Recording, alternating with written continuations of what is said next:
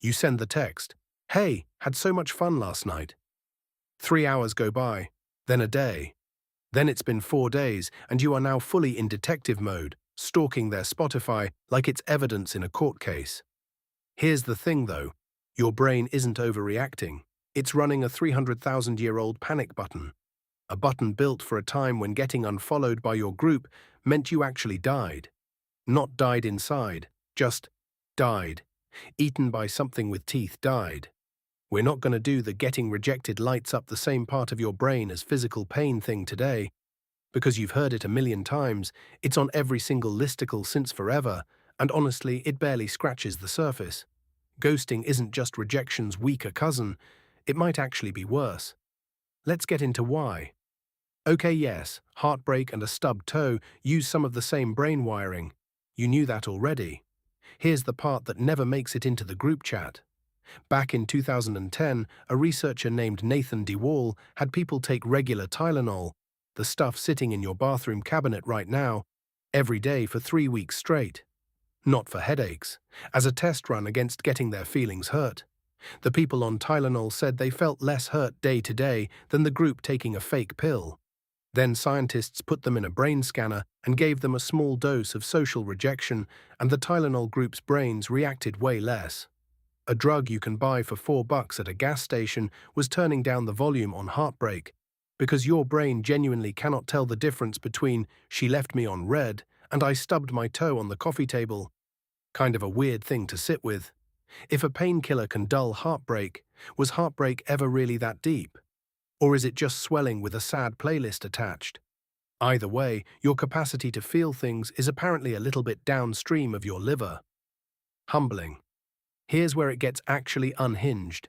A psychologist named Kipling Williams made this simple game called cyberball. You're playing catch online with 2 other people. Except it's rigged. At some point they just stop throwing you the ball. Forever. That's the whole experiment, and it works every time. People's mood tanks, their self-esteem drops, they start wondering if they even matter, even when they're told beforehand the other players aren't even real people. But here's the wild part. Researchers ran this same game and told people they were being excluded by members of the KKK, a group these people obviously hated.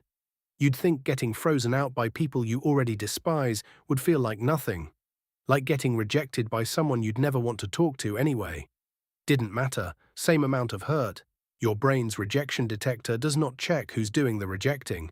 It doesn't care if it's a stranger, a bot, or a literal hate group. All it registers is, the group stopped including me. Red alert, threat detected, panic. Which is exactly why getting left on red by someone you weren't even that into can still wreck your whole afternoon. It's not really about them. Your brain isn't tracking whether this person is good for you. It's tracking whether you're still in, and the answer just came back no. Here's the actual plot twist of this video. Getting dumped, weirdly, is easier for your brain to deal with than getting ghosted. Getting dumped hurts, but you get information. It's not working. I met someone else. You chew too loud. Bad, but at least the story has an ending. Ghosting gives you nothing. Zero. And there's a term for this from a therapist named Pauline Boss, who spent years studying grief in families of soldiers who went missing in action. She calls it ambiguous loss.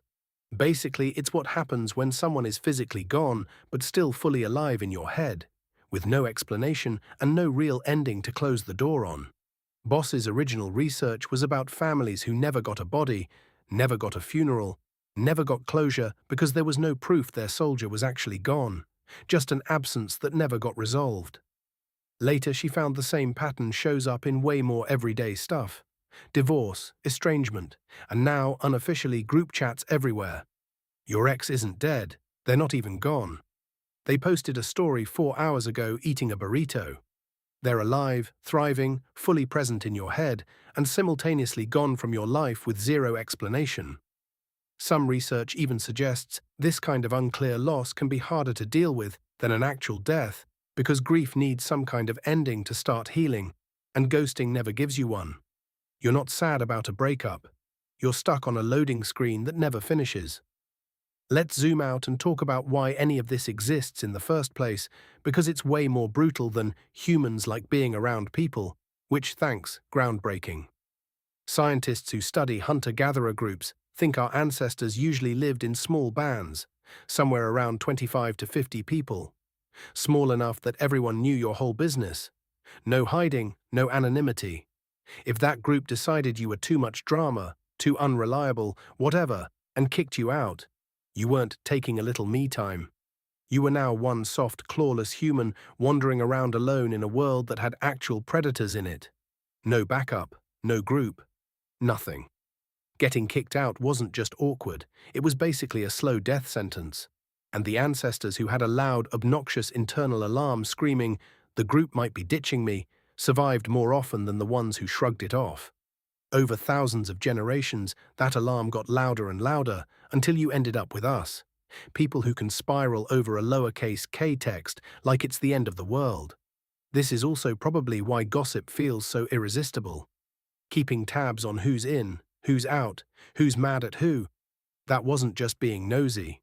That was intel. Knowing where you stood socially used to matter as much as knowing where the water was. This finally explains the unhinged behavior. Refreshing their Instagram 40 times a day. Typing out a text you'll never send.